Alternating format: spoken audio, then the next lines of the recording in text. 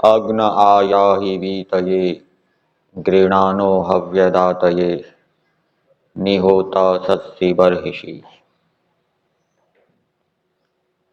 अग्नि, हे ज्ञान स्वरूप परमेश्वर, आयाहि, आप आइए, अर्थात प्रकट होजिए। वीतये, वीतये का अर्थ किया है ज्ञान देने के लिए। हे प्रभु, आप तो सर्वत्र विद्यमान हैं, हर समय उपस्थित रहते हैं सबके साथ, परंतु ज्ञान सबको आप नहीं देते। जो योग्य होता है, जो पात्र होता है, उसको आप ज्ञान देते हैं। हे प्रभु, मैंने आपका पात्र बनने के लिए आपकी आज्ञा का पालन किया है।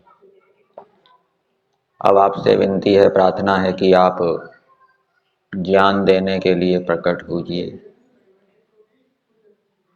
मैं ऐसी क्रियाएं करूं, ऐसा व्यायाम करूं जिससे कि शरीर की रोगों की न्यूनता हो, शरीर के रोग दूर हो, शरीर की न्यूनताएं दूर हो।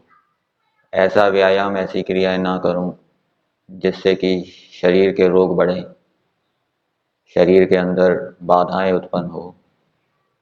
हे प्रभु, आप ज्ञान देने के लिए प्रकट होजिए, मैं ठीक प्रकार से व्यवहार कर सकूं, सत्य का आचरण ठीक प्रकार से करूं, अधर्म असत्य का आचरण ना करूं। इसके लिए हे प्रभु, आप अंदर बैठे हुए ज्ञान विज्ञान देते रहिए।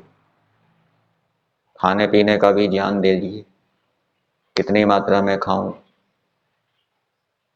कौन सा पदार्थ खाऊं, कब खाऊं, उसका भी हे प्रभु आप ज्ञान देते रहिए, जिससे कि मैं अनुचित या अधिक मात्रा में या कम मात्रा में ना खाकर अपनी हानि ना करूं। गृणानो हव्यदातये, उपदेश देते हुए, उपदेश देते हुए, किसके लिए उपदेश देते हुए? हव्यदातये, भोग सामग्री को देने के लिए।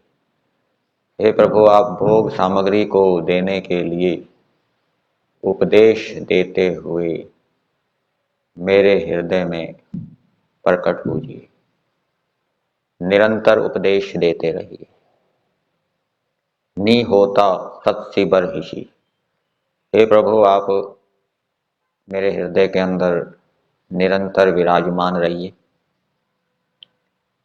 मेरे हृदय रूपी महल में आप निरंतर विराजमान रहिए, उसमें निरंतर निवास कीजिए।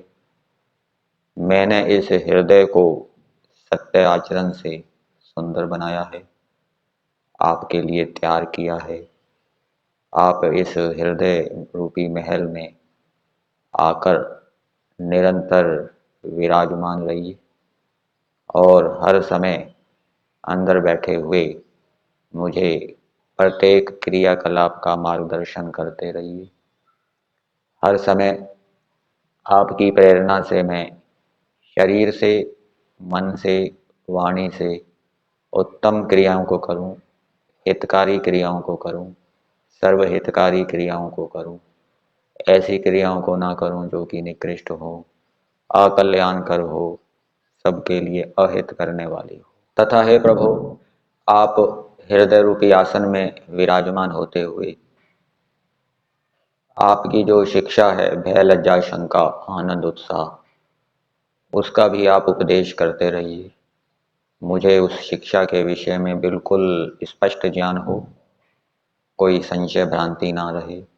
हस्तामलकवत आपकी ये जो शिक्षा है, भय लज्जा शंका आनंद उत्साह, इसका मुझे बोध हो। ये आप निरंतर हृदय रूपी आसन में बैठे हुए इस ये जो आपकी शिक्षा है, इसका भी मुझे स्पष्ट बोध कराते रहिए। जिससे कि आपकी इस शिक्षा के अनुकूल मैं वर्तता हुआ शीघ्र ही अपने लक्ष्य की ओर बढ़ता रहूं। ये आपसे विनती है, प्रार्थना।